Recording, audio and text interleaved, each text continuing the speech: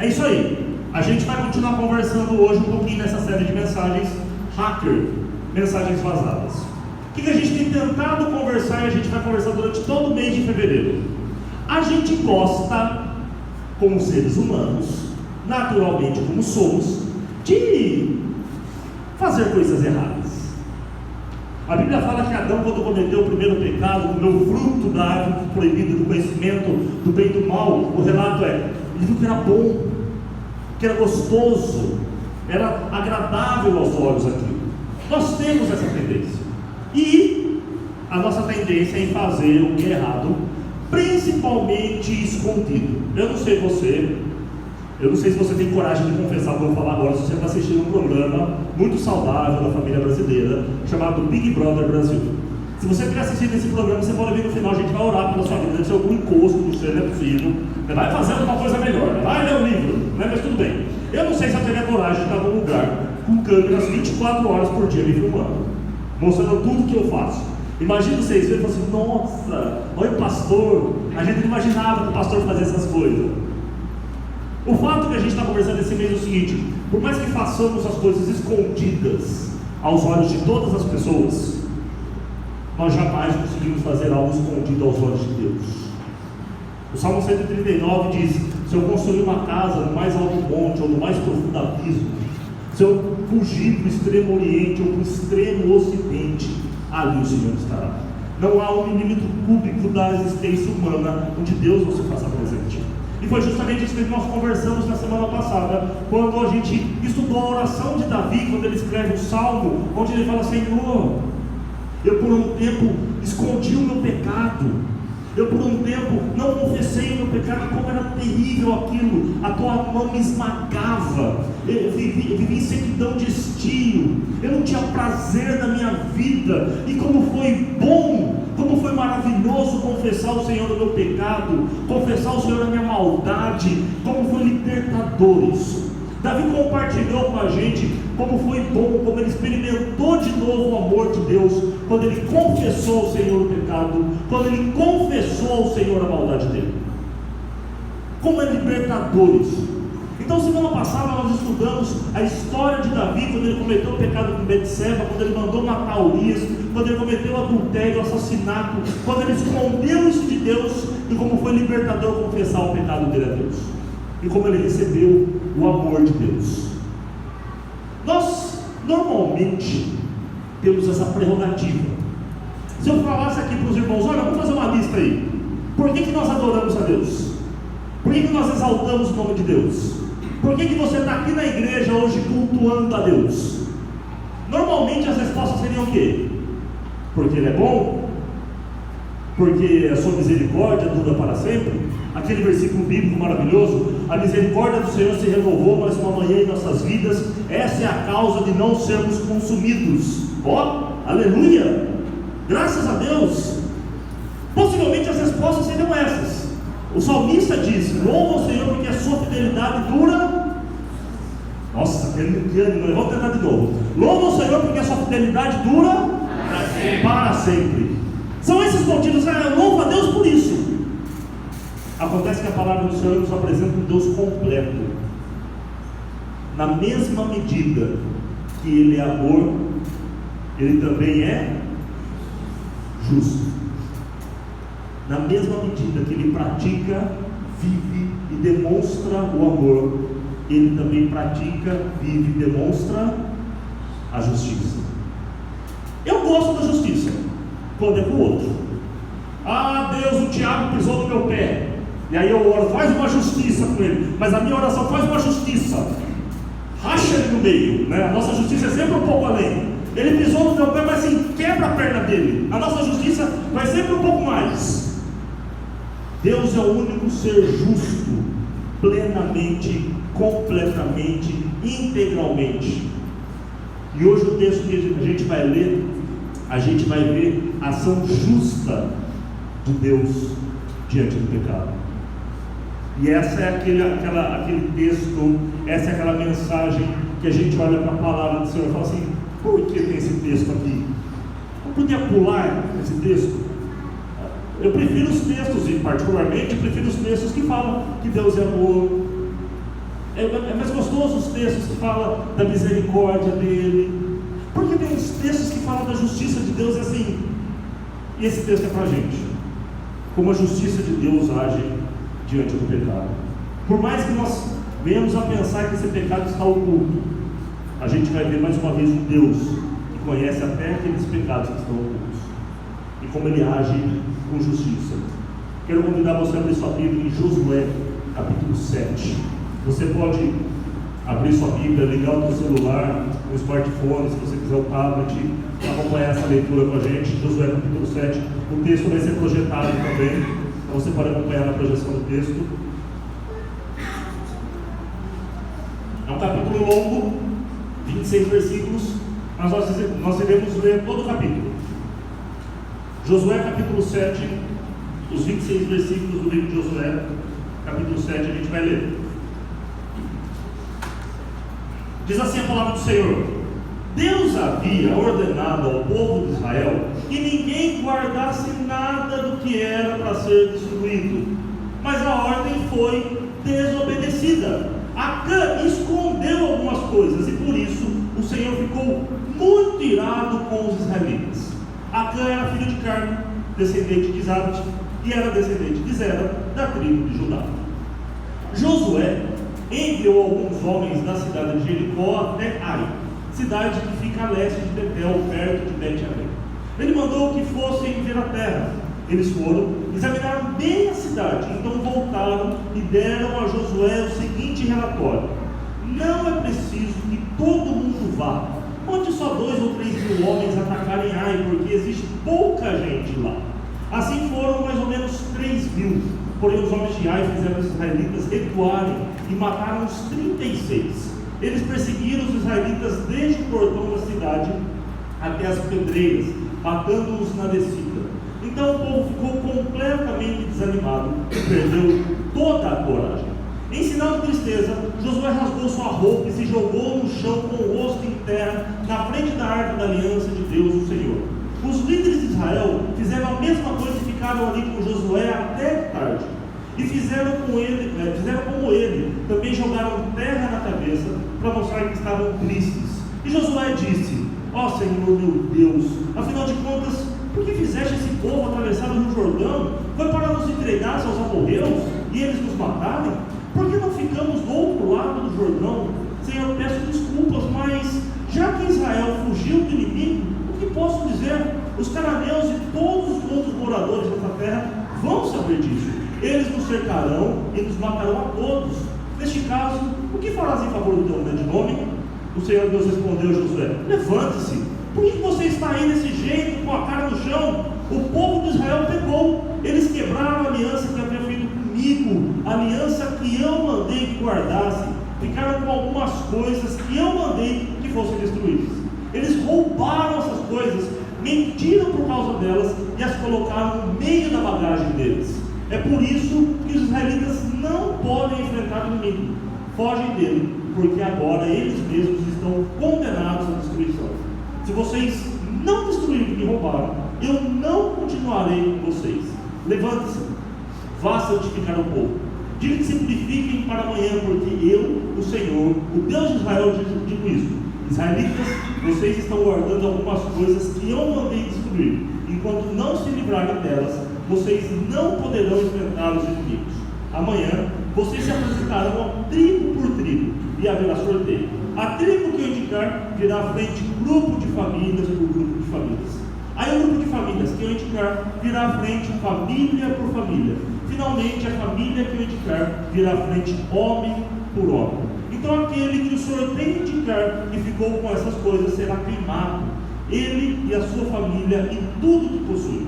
O que esse homem fez foi terrível. Ele quebrou a aliança que meu povo fez comigo. Então Josué se levantou de madrugada e fez o povo de Israel se apresentar tribo por tribo. O sorteio indicou a tribo de Judá. Em seguida, mandou que se apresentassem os grupos de família da tribo de Judá. O grupo de Zera foi indicado. Aí chamou o grupo de Zera, família por família. A família de Zabde foi indicada. Finalmente chamou a família de Zabde, homem por homem. Acã foi indicado. Acã era filho de Carme, descendente de Isaac, descendente de Zera, da tribo de Judá. E Josué disse a Acã: agora, meu filho, confesse a verdade diante do Senhor, o Deus de Israel. Conte-me o que você fez. Não procure esconder nada. Acã respondeu: sim, eu peguei do Senhor, o Deus de Israel. Vou contar o que fiz. Entre as coisas que pegamos, uma bela capa da Babilônia. Vi também 200 barras de prata e uma barra de ouro que pesava mais ou menos meio quilo. Fiquei com tanta vontade de ter aquelas coisas que guardei para mim. Então, estão escondidas, enterradas na minha barraca, e a prata está por baixo. Então Josué mandou que alguns homens fossem depressa até a barraca, e eles de fato acharam as coisas enterradas e a prata por baixo. Tiraram as coisas da barraca e levaram a Josué e a todos os israelitas e puseram tudo na presença de Deus, do Senhor. Aí Josué e todo o povo de Israel pegaram a Acã, a prata, a capa, a barra de ouro, os seus filhos e filhas, os seus bois, jumentos, ovelhas, a sua barraca e tudo que ela tinha, e os levaram para o vale da desgraça. E Josué disse: por que é que você fez essa desgraça cair sobre nós? Agora o Senhor Deus vai fazer a desgraça cair sobre você. Em seguida, o povo todo matou Acã a pedradas. Eles apedrejaram e queimaram a sua família e tudo que eles tinham, e puseram em cima dele um montão de pedras, que está naquele lugar até agora. E é por isso que até hoje o nome daquele lugar é Vale da Desgraça, ou Vale Acor. Então a ira do Senhor passou. Esse é o texto que vai mostrar claramente um Deus que a gente não pode brincar, um Deus que não aceita o pecado, um Deus que a palavra do Senhor vai dizer que ele não há compatibilidade entre a luz e as trevas. O que está acontecendo? O livro de Josué é o 6º livro da Bíblia. Os 5 primeiros livros contaram a história da estruturação do povo de Israel. O povo ficou um tempo cativo no deserto, ficou um tempo cativo no Egito, foi liberto do Egito para caminhar em direção de uma terra que Deus havia prometido para eles. Momentos antes de entrar nessa terra, do lado de cá do Rio Jordão, sai Moisés de cena, entra Josué de cena, depois de 40 anos que esse povo está dentro do deserto. Josué então lidera o povo na entrada da terra prometida, e a primeira terra que eles entram é a terra de Jericó. Com a seguinte ordem: Deus vai dar essa terra para vocês, mas tem uma condição: não fiquem com nada dessa terra para vocês, acabem com tudo, matem todos os animais, matem todas as pessoas, acabem com a prata, com o ouro, não vai ficar com nada para vocês, vocês vão destruir tudo isso. E aí, esse é o capítulo 5 e 6 do texto de Josué. Entra no capítulo 7, então, ele vai contar o plano estratégico do povo de Deus, liderado por Josué, para invadir a próxima cidade, que é a terra de Ai. Só que quando vai ter o começo da instrução, da estratégia do povo de Deus, tem uma nota avisando que algo aconteceu. Houve uma desobediência. Acã cometeu um erro, escondeu aquele pecado dele, porém Deus sabia. E o texto vai dizer então que o povo analisa a terra de Ai, monta a estratégia de batalha e vai para a terra de Ai. Não basta muita gente, a terra de Ai é uma terra pequena, basta aí 3.000 homens que há o sucesso da batalha, com certeza. Os homens vão, e o texto diz que eles sofrem a derrota, a ponto que na tentativa de fuga morrem cerca de 36 homens. Josué então fica desesperado e fala assim: mas meu Deus, o que a gente vai fazer? E ele fala isso para o Senhor: Senhor, o Senhor prometeu vitória, mas agora está tendo derrota? O que as pessoas vão falar do teu nome? Isso não está certo. E aí vem uma resposta impressionante de Deus. No versículo 10 do capítulo 7, Deus fala algo inusitado. Fala para Josué: Josué, para de orar, fica de pé. Que isso? Não é culpa minha não, porque Josué já estava culpando Deus. Deus falou assim: vai santificar o povo, porque o pecado está no meio do povo, é porque vocês pecaram, isso está acontecendo com vocês. Faz o seguinte, manda o povo se santificar, e amanhã eu vou revelar o que aconteceu. Para quem é ansioso, essa história não dá certo não. Imagina eu chegar para a gente e falar assim: tem uma revelação para você, mas só vou falar amanhã. Então, vai dormir em paz, santifica, que amanhã a gente conta essa história. No dia da manhã já deu tempo de roer unha, roer dedo, roer tudo. Eu imagino o povo de Deus naquela noite, o medo, o temor deles. E agora, o que será que aconteceu? Quem será? Os pais pensando, será que foi meu filho? E aí passa-se uma noite tensa. No outro dia de manhã, então Deus começa a revelar. Manda todas as tribos aparecerem diante dele e começa: mamãe mandou eu bater nesse daqui. Tira a sorte. Naquela época a escola sacerdotal tinha uma pedra, eles usavam essa pedra, o urim, e usava isso para sortear. Isso ficou no Antigo Testamento. Isso no Novo Testamento não tem mais, não dá mais certo. Mas olha como esse Deus é sortudo. Não, impressionante, porque o texto fala que quando sai o sorteio, vai caindo a tribo certinho, que é a tribo de Judá, o clã certinho, as famílias certinho, até que cai num homem certinho que é Acã. Deus tinha uma sorte tremenda, porque ele foi tirando a sorte, e a sorte caiu justamente no caminho que devia seguir. Pensando bem, se Deus podia falar para a gente qual foi o resultado da Mega Sena, né? Essa sorte que ele tem, ele podia dizer para a gente. Mas a verdade é que Deus sabia de tudo que estava acontecendo. E aí o texto vai dizer que Deus age com juízo na vida de Acã. Acã tem um pecado que não está arrependido. Josué fala para Acã: Acã, o que você fez? Ele fala: olha, quando a gente ia para Jericó, eu peguei uma capa da Babilônia que era tão bonita. Tinha ali prata, tinha ali ouro, e eu peguei para mim, está tudo escondido, está embaixo da minha barraca. E aí Josué manda alguns homens irem lá, descobrem a veracidade daquilo que Acã tinha confessado, trazem aquilo diante do povo de Deus, trazem toda a família de Acã, e o texto diz que Acã, toda a sua família e todos os seus pertences são incendiados. E a ira do Senhor então se aparta do povo de Israel. Esse é um Deus justo, que não compactua e não suporta o pecado. Mas eu quero olhar para essa justiça de Deus, para essa ação de Deus, e quero tentar perceber alguns detalhes práticos para as nossas vidas. O capítulo 7, como já foi dito, ele começa com uma nota adicional de algo que vai acontecer e de algo que está acontecendo. Antes da introdução, da especificação da batalha, o versículo 1 vai dizer o seguinte: olha, Deus havia ordenado ao povo de Israel que ninguém guardasse nada do que era para ser destruído, mas a ordem foi desobedecida. Acã escondeu algumas coisas, escondido dos olhos de todos. Acã escondeu algumas coisas. Mas o que chama a minha atenção aqui é o seguinte: peraí, quem cometeu o pecado? Acã escondeu algumas coisas. Mas a próxima linha, o texto vai dizer o seguinte: e por isso o Senhor ficou irado, muito irado com os israelitas.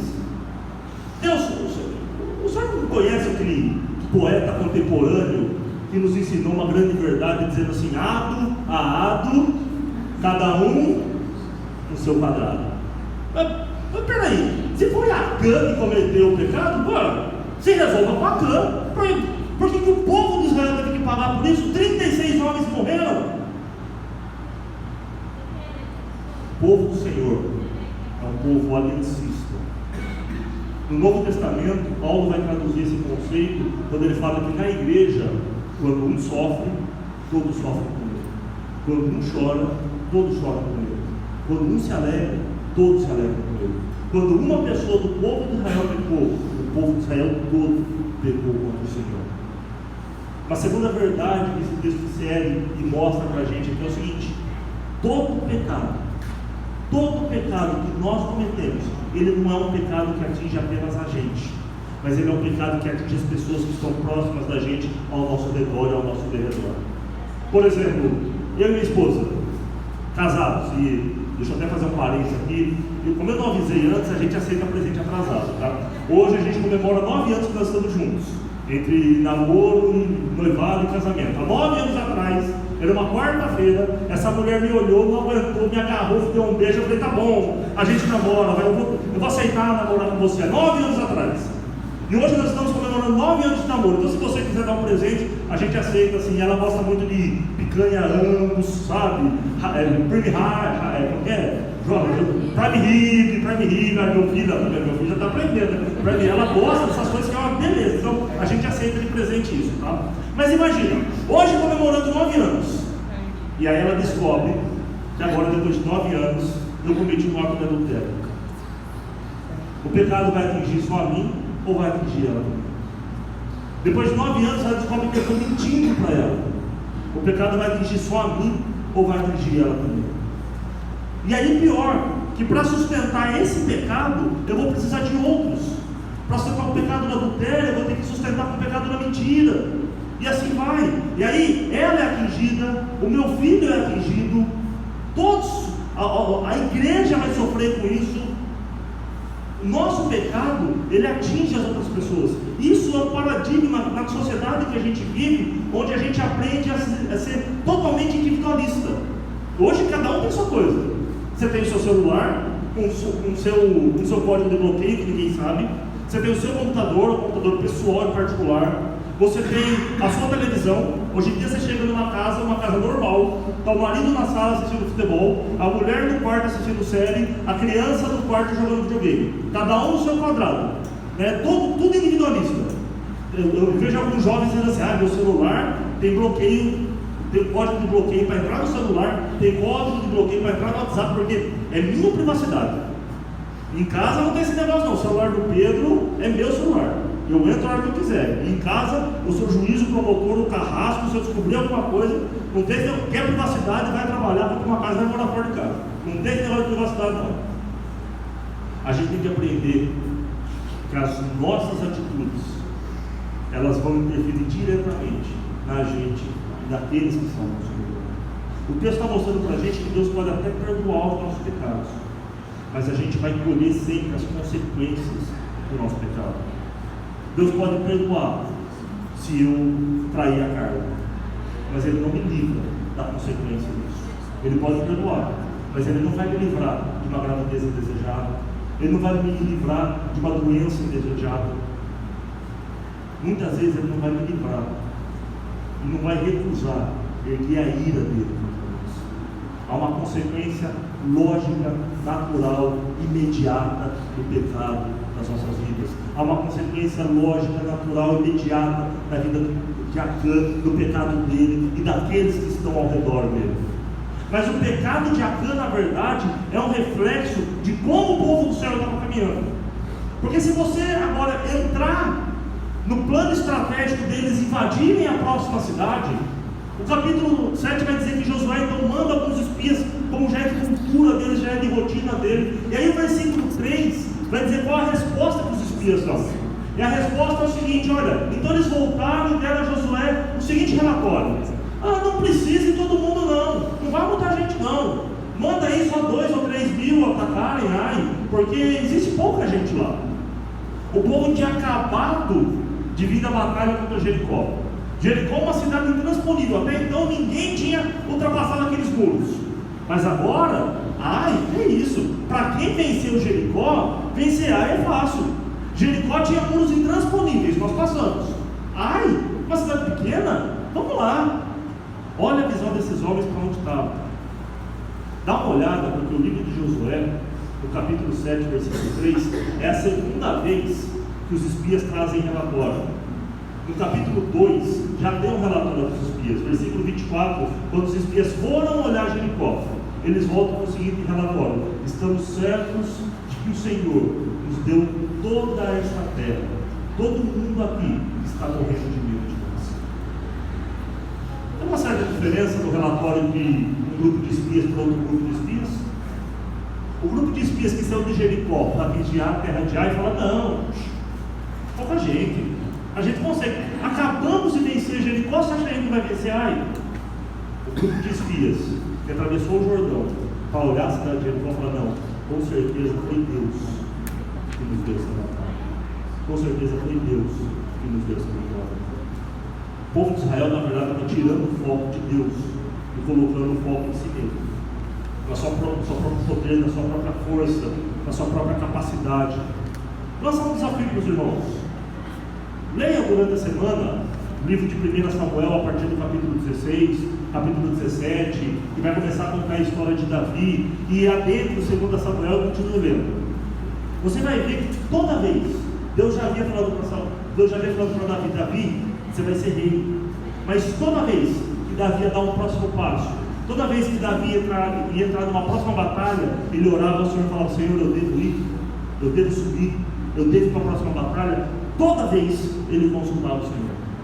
O povo de Israel já quer ir para a terra de Ai sem consultar Deus, O povo de Israel já quer ir para a terra de Ai, olhando para a sua própria força.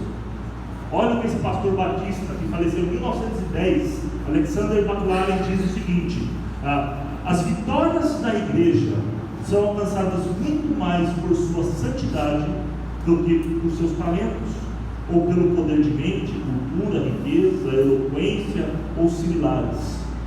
Suas conquistas são as conquistas de um Deus que habita nela.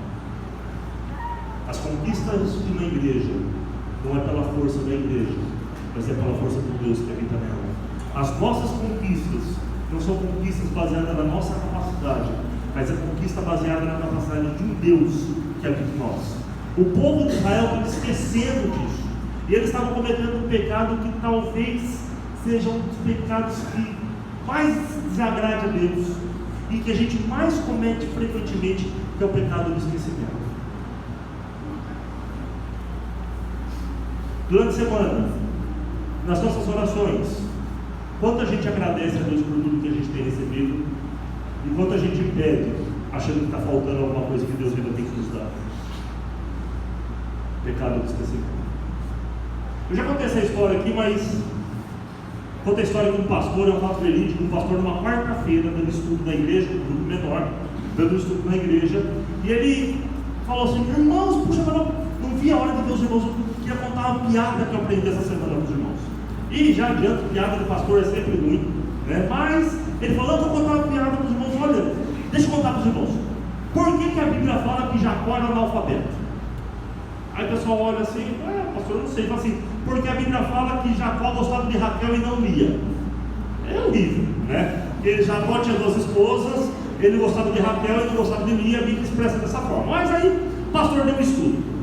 Na outra semana ele chegou na quarta-feira de novo e falou assim: nossa, irmãos, eu quero contar uma piada para os irmãos. Os irmãos não têm ideia, eu aprendi uma piada, eu quero contar. Aí o pessoal: conta, pastor. Ele falou assim: olha, por que Jacó era analfabeto? Aí o pessoal da igreja: ai, pastor, o senhor falou semana passada, né? Jacó era analfabeto porque ele gostava de Raquel e não lia. Pastor, é mesmo? Eu contei essa piada? Contou. Vocês se lembram? Claro que a gente se lembra. Pastor, qual foi o estudo de semana passada? Aí ninguém lembrava. Quer ver como a gente sofre com o pecado do esquecimento? Aí eu vou perguntar para vocês: qual foi o texto do sermão do domingo passado?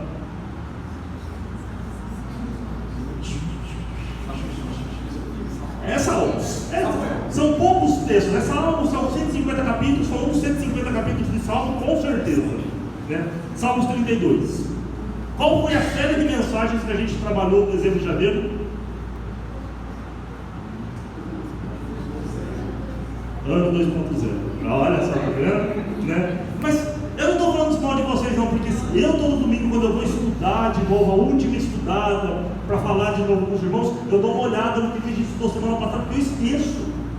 Há um estudo dizendo que no culto, depois que o culto acontece, normalmente a gente canta uma música, tem um momento de avisos. Se a gente chegar na porta e perguntar para o pessoal qual foi o texto pregado, a gente já esqueceu.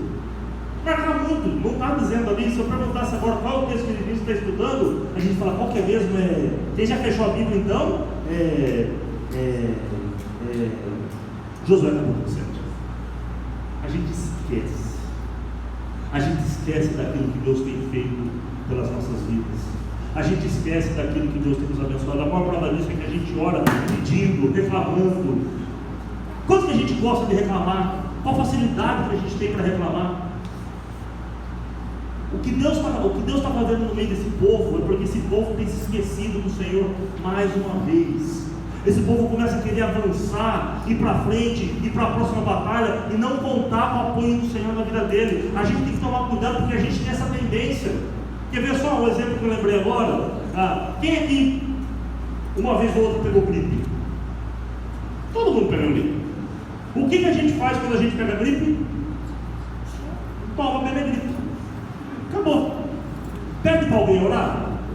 Não, porque gripe, afinal de contas, a gente sabe lidar com gripe. Mas se a gripe é promovida por uma pneumonia, aí a gente, deixa eu ligar para o pastor, deixa eu pedir para alguém orar para mim, que agora eu estou com pneumonia, porque com gripe eu sei lidar. Na pneumonia a gente precisa de oração. O povo de Israel olha para Jericó com uma pneumonia, olha para a terra de Ai com uma gripe. Ah, com a gripe eu não preciso de Deus, né? Basta tomar Benegripe, basta tomar bastante suco de laranja, basta fazer repouso. Se for um homem, basta quase morrer, né? E depois está resolvido. A gente se esquece. A gente tem que tomar cuidado com isso, porque a gente tem a tendência de dar o próximo passo, se esquecendo que Deus nos sustentou até aquele momento. É isso que está acontecendo com o povo de Israel. Acã é uma ilustração do que o povo de Israel tem se esquecido. O povo de Israel entrou em Jericó e Deus falou assim: não tem nada. A primeira cidade que vocês estão entrando, as primícias é sempre do Senhor. Na primeira cidade, todo animal, todo ouro, toda prata, vocês não vão pegar, porque a primícia é do Senhor. A primeira coisa é sempre do Senhor. Mas ele esquece, porque o povo de Israel tem esquecido, e nós constantemente nos esquecemos.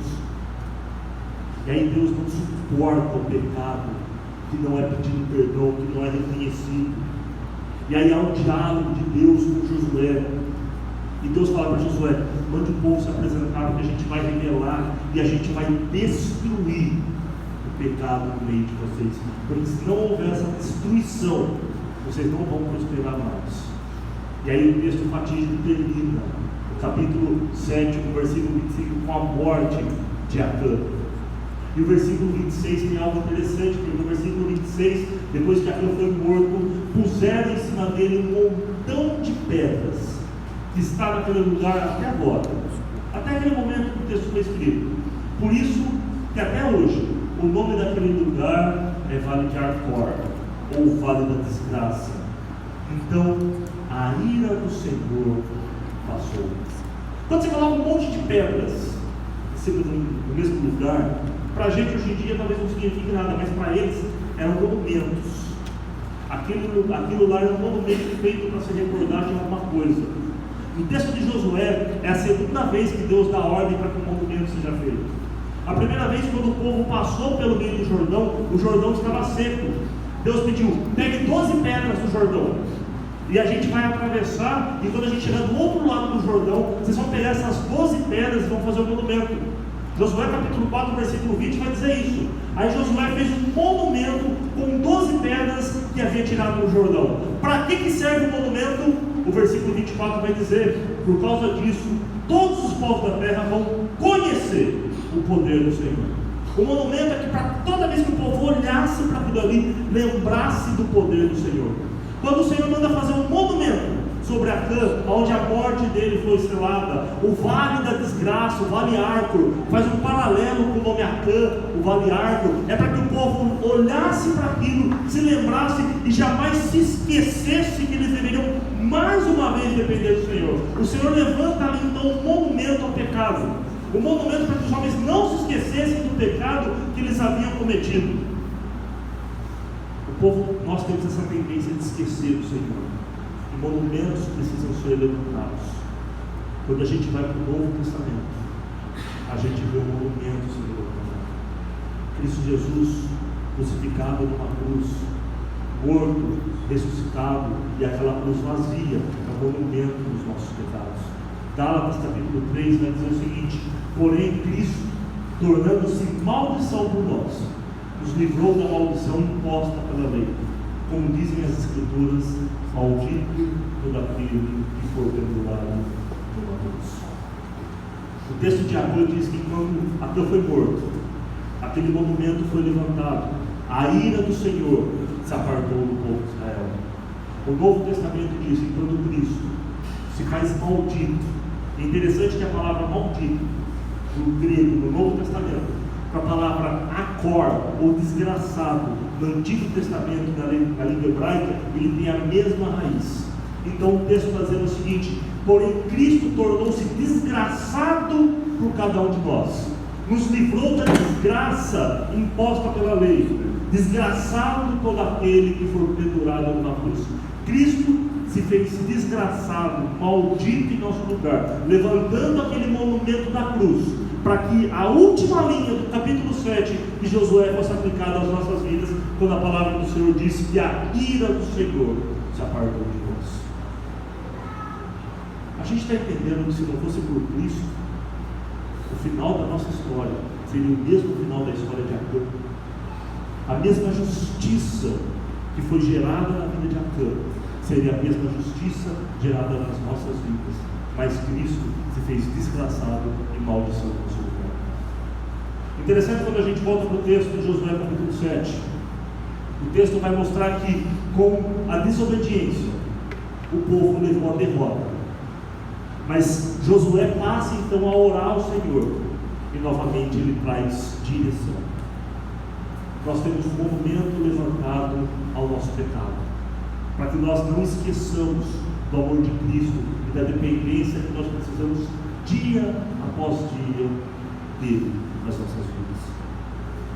Nós não podemos esquecer que esse Deus ele é um Deus justo, que ele agiu com justiça com Acã e ele age com justiça em nossas vidas, não tolerando o pecado, mas Cristo se tornou desgraçado em meu lugar, em seu lugar, para nos dar vida e vida eterna. Hoje nós somos desafiados a sairmos daqui, a vivermos mais uma vida, cada vez mais fugindo desse pecado, cada vez mais não tendo o oportunismo de viver no pecado oculto, mas cada vez mais confiando nesse Deus, dependendo desse Deus e jamais se esquecendo desse monumento que Ele levantou a cada um de nós para nos mostrar que Ele é justo, mas para nos mostrar também que Ele nos ama e nos perdoa de todo o pecado. Eu não sei como você chegou aqui até essa noite. Eu não sei como foi a sua semana. Eu não sei quantos momentos no passado das nossas vidas nós temos vergonha de citar ou de imaginar que alguém saiba. Mas o importante é a gente lembrar que aquela cruz de Cristo, ela foi eficiente, eficaz e suficiente para nos libertar de todo e qualquer pecado. Ele se tornou desgraçado em nosso lugar, para que a ira do Senhor fosse apartada de nossas vidas. Eu quero convidar você a fechar teus olhos, abaixar a cabeça